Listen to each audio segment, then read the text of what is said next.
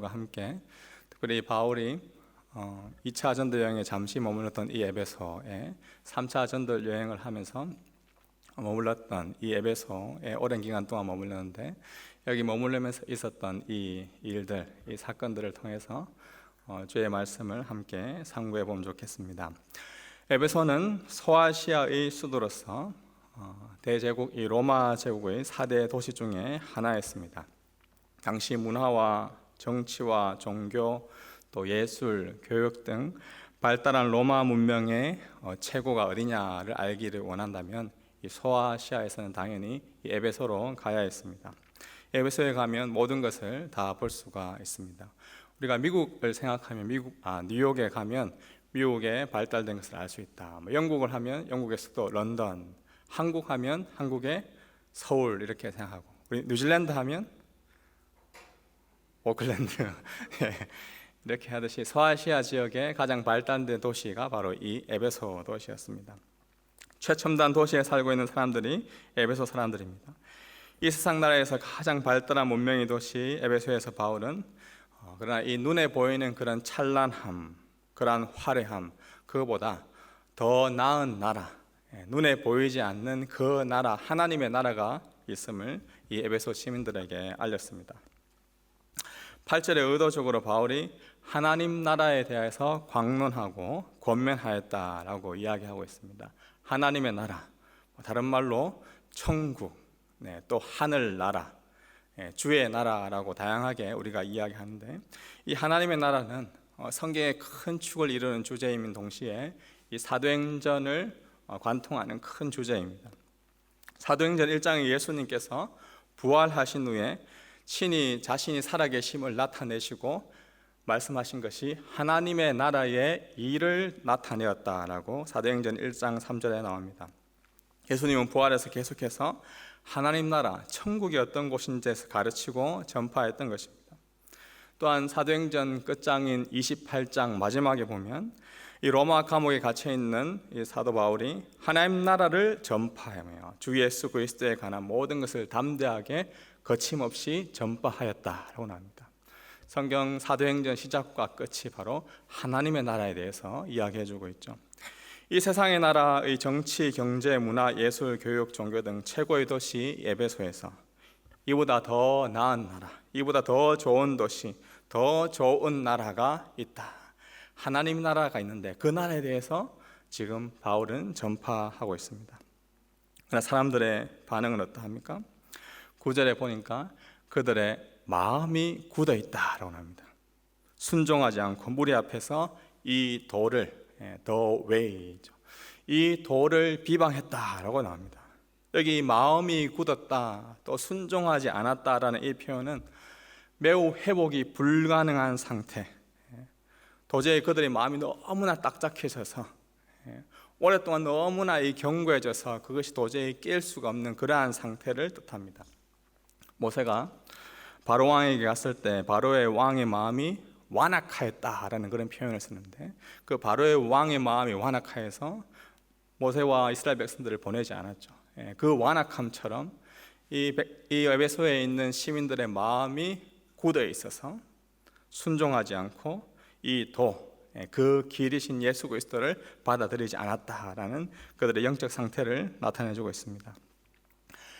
이는 오늘날 우리가 조금 교육을 받았다고 또 말하는 사람들, 나름 또 정치적으로 선진국의 그러한 나라, 또 문화와 예술이 발달한 도시에 머물며 과학, 의학이 발달한 시대를 살아가고 있는 사람들의 그런 반응을 보면 하나님 나라에 대해서, 천국에 대해서 우습게 여기고 그들의 마음이 굳어 있어서 복음을 하찮게 여기는 그러한 경향이 있습니다.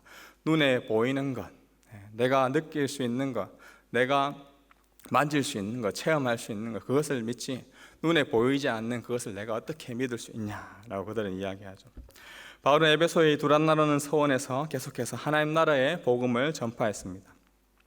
이 두란노 서원이라는 곳이 나오는데, 당시 노동자들이 오전 11시에서 오후 4시까지는 햇볕이 강하게 내려쬐기 때문에 이 더위를 피해서 낮잠을 자거나 휴식을 취했었는데, 이 두란노라는 이 서원이 그들의 휴식처 중에 하나였던 것으로 보입니다. 10절에 보니까 2년 동안 유대인이나 헬라인이나 할 것 없이 바울은 이 두란노 서원에서 지속적으로 주의 말씀을 전했습니다. 이때 어떤 일이 일어납니까?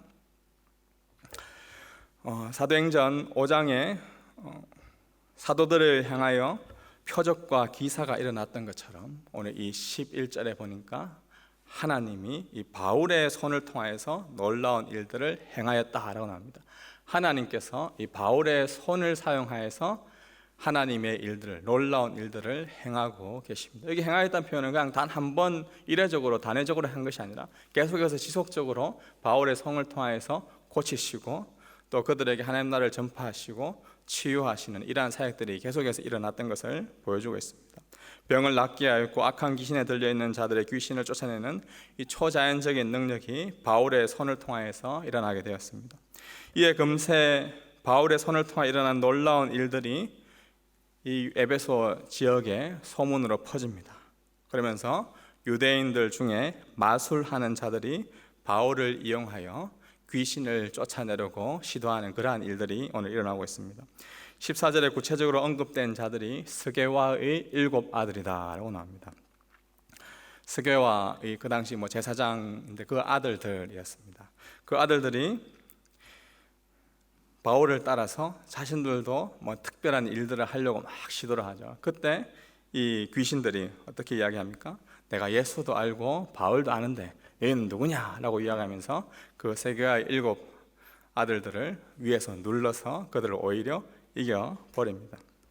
그자 바닥에 깔려 상처를 입고 벌거벗은 채로 도망하며 그 자리를 벗어나게 되죠. 이러한 일들을 듣고 많은 헬라인과 유대인들이 두려워하고 예수의 이름을 높이게 되었다라고 합니다. 더 나아가서 19절에 마술을 행하던 사람들 중에 그들의 책을 다 모아가지고 그것을 다 불사르는 그러한 놀라운 일들도 일어나게 됩니다. 우리가 오늘날의 시각으로 이 마술, 이 매직을 그냥 프로그램 마술 쇼를 생각하면서 매직을 이해하면 당시 이 마술에 대해서 우리는 오해할 수가 있습니다. 이 당시 마술은 오늘날 우리의 관점으로 봤을 때 가장 발달한 이 과학 기술과 같은 것이 그 당시 이 매직 마술이었습니다. 마술사 이 오은영 씨가 지은 호모 매지쿠스 마술적 인간의 역사라는 그러한 책이 있습니다. 스웨덴의 식물학자 칼 폰린에는 우리의 인간을 가리켜서 호모 사피엔스라고 불렀는데 한번 들어보셨죠? 호모 사피엔스, 라틴어로 슬기로운 사람이다라는 뜻인데 사피엔스 생각하는 사람, 우리의 이성을 가지고 사고하는 사람을 가리켜서 호모 사피엔스다라고 합니다. 호모 루덴스라 하면 루덴스는 놀이를 뜻하는데 우리의 인간의 본질적에는 다 놀이가 있다. 뭔가 취미 생활을 하고 사교적인 모임을 하고 다른 사람과 관계를 맺으면서 즐거움을 추구하는 그러한 사람들이 바로 인간의 본질적인 요소이다. 그래서 호모 루덴스라는 그런 말을 쓰기도 하죠. 이제 호모 매지쿠스다 이 말은 무엇일까요? 인간은 기본적으로 이 마술을 행하는 사람들이다. 마술을 추구하는 사람들이다라고 보는 것입니다. 특별히 고대 문명에서 책에 보니까 마술은 단순히 그냥 매직이 아니라 그 당시 정치, 경제, 사회, 나아가 인간의 욕망과 얽혀 있는 세계에서 가장 오래된 그런 문화 행위 중에 하나가 마술이다라고 봅니다. 실제로 고대 마술은 그냥 단순한 눈속임이 아니라 과학을 활용한 발달된 기술과 같은 것이 그 당시 이 마술 매직이었습니다. 영국의 SF 소설가 중에 아서 클락이라는 그 작가가 있습니다. 그는 발명가이자 미래학자였는데요. 그가 했던 이 말 중에 이런 말이 있습니다. 고도로 발달한 과학기술은 마법과 구별할 수가 없다. 아주 고도로 발달한 그러한 과학기술과 마법은 서로 구별할 수가 없다라는 유명한 말을 남겼습니다. 예를 들면 이렇습니다. 우리가 여러분들이 다 스마트폰을 들고 계시고 스마트폰을 사용하지 않습니까? 한국에 있는 지인들과 같이 통화도 하시고 하는데 중세 사람들이 지금 탁 나타났다고 보십시오. 중세 사람들에게 내가 저 한국이라는 곳이 있는데 저 한국이라는 곳에 있는 사람과 내가 지금 실시간으로 영상을 통화할 수 있다라고 이야기하면 중세 사람들은 믿지 못할 것입니다. 우리가 여러분들이 가진 스마트폰으로 과학기술의 발달로 이렇게 통화를 하게 되면 그 사람들은 이것을 가리켜서 뭐라고 생각할까요? 아, 마술을 부렸구나. 매직을 부렸구나라고 그렇게 생각한다는 것이죠. 그러니까 과학의 발달은 그 과학 원리를 이해하지 못하는 사람들에게는 마술과 같은 일일 것입니다. 고대 에베소에서 이 마술을 행하던 자들은 일종의 최고 과학자들이었습니다. 여기서 나오는 이 그들이 마술책을 불태웠다라는 것은 단순히 어떻게 사람 앞에서 눈속임을 잘할 수 있을까, 카드를 어떻게 잘할 수 있을까, 그런 마술책이었다기보다 오늘 우리가 생각하는 건 달리 당시 발달한 그 과학 기술과 더불어 인간의 마음을 이해하는 그러한 심리학, 악한 귀신을 쫓아내는 또한 축기술 등 그 당시 학문의 꽃, 최고의 학문이 바로 이 마술이었다. 그런데 그 마술책을 다 불태웠던 것이죠. 바울이 전하는 말씀과 바울의 손을 통해 역사하는 놀라운 일들을 보고 그들은 우리가 아무리 최고의 학문을 하지만 이것이 또한 가치 없는 것임을 알고 다 불태워버립니다. 오늘 19절 말씀해 보니 그 책들의 값을 다 계산해 보니까 은 5만이었다라고 합니다. 은 5만. 당시 노동자 하루의 품삯이 은 한 립이었습니다. 그렇다면 은 5만은 노동자 한 명이 5만 일 동안 일을 해야지 가는 거죠. 그래서 이걸 제가 계산해 보니까 적어도 한 150년에서 160년 정도의 일을 해야지 이 책값 정도가 되고, 우리 뉴질랜드 달러로 한 700만 불 정도 되는 집이 몇 채가 되는 거죠. 그리고 한국 돈으로 계산하더라도 한 5, 60억 되는 그러한 돈입니다. 그런 책값을 다 불태워 버렸다라고 합니다. 언제 이러한 변화가 일어났습니까? 어떻게 그러한 자신이 가지고 있던 최고의 과학 지식, 최고의 문명, 그들이 가지고 있던 가장 발달된 그러한 책들을 다 벗어버리고 이러한 일이 일어나게 됐습니까? 바로 말씀을 받아들일 때입니다. 그 진리이신 길이요 진리요 생명 되신 예수 그리스도를 믿음으로 받아들일 때 그들이 가지고 있던 그 과학 기술보다, 그들이 가지고 있던 그 매직 마술보다 바로 하나님의 능력이 더 뛰어남을 고백하였던 것이 바로 그 은 5만이나 되는 그 가치의 모든 책들을 다 불태워 버렸던 것이죠. 오늘 말씀 마지막에 보니까 이와 같이 주의 말씀이 힘이 있어 흥왕하였고 세력을 얻었다라고 말씀합니다. 2000년 전이나 오늘날이나 사람들은 최첨단 도시에서 고도로 발달된 문명의 혜택을 받으며 과학기술 또는 의학기술이 발달하면 우리는 완전한 유토피아, 천국, 그곳이 바로 하늘나라다라고 착각하며 살아갑니다. 특별히 오늘날은 과학과 의학기술의 발달로 모든 병을 치료하는 그러한 기술도 개발되고 또 늙지도 않고 영원히 행복하고 기쁘게 살 것이라는 그러한 착각을 불러일으키기도 합니다. 가끔씩 텔레비전에서 나오는 그러한 연예인들을 보면 20년 전에 봤던 연예인들의 얼굴이 지금도 막 그대로이면 어떠세요? 한편으로는 막 화가 나기도 하고 왜 저 얼굴이 계속 그대로일까? 그래서 나도 저렇게 될 수 있을까? 막 그런 우리가 기대감을 가지지 않습니까?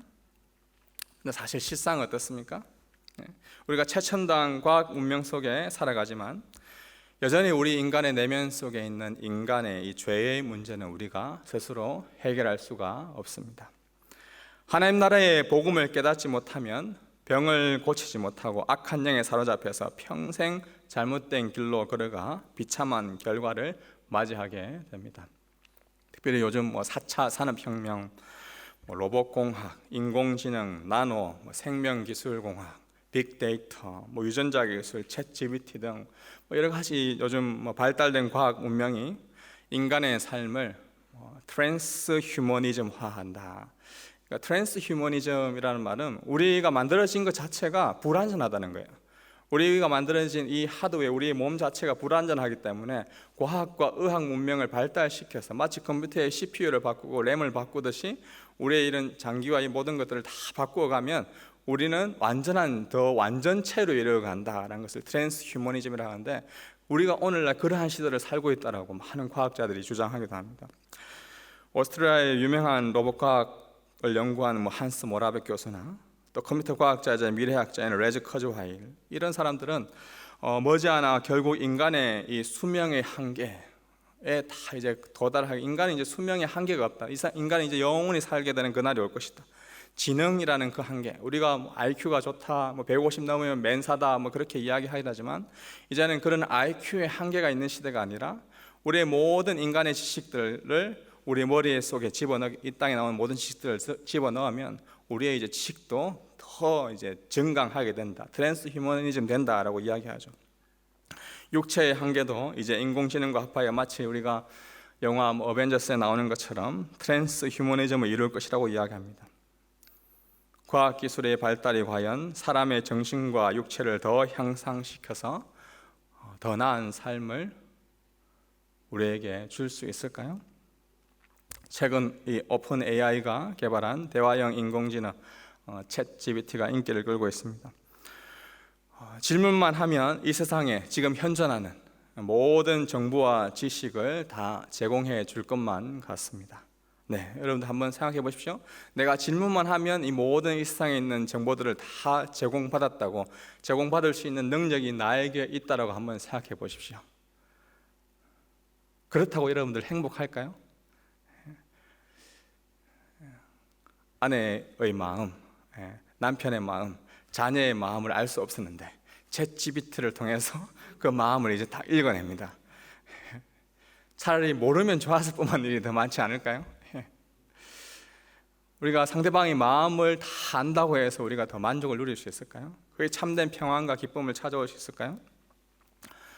몇 년 전 영국의 발명가 리차드 브라우닝은 몇 년 전 영화 속 아이언맨처럼 하늘을 날 수 있는 그런 비행 슈트를 만든 것을 제가 영상으로 보았습니다. 제트 슈트라고 하는데, 이 슈트를 입으면 엔진의 그런 추진력으로 하늘을 날아갑니다.